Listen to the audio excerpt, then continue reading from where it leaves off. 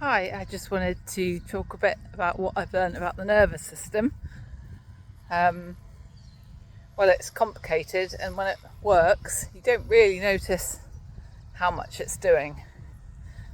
And I've really learned a lot because I've found that, rather than trying every medication under the sun, I've decided to learn more about what are my triggers and how I can reduce the instance of my nerve pain, which has been absolutely crippling at times. Really, I feel like I've had my life on hold for 11 months now. Triggers for me are getting cold,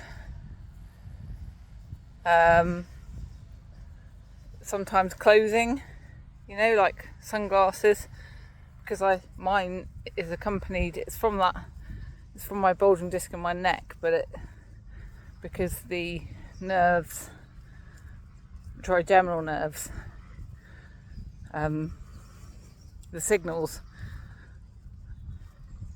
come from the same nerve centre, which means that my nerve pain, which, the classic symptoms, pains down the arm, into the hand, in the shoulder, I also have pains into my face and right in my head, like literally like someone's driving a hot knife into my brain. I can't describe how painful it is.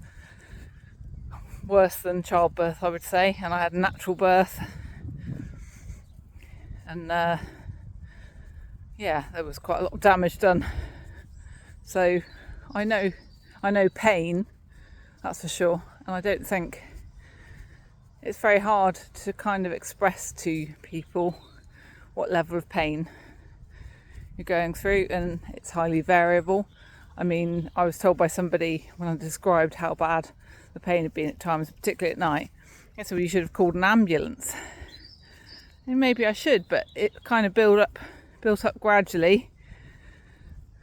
And actually the thought, because I know stress makes the pain loads worse, the thought of, have an ambulance coming, having a paramedic crew, I knew that the pain would get loads worse in that situation. I couldn't really face that. Also, low blood sugar is a big trigger for me.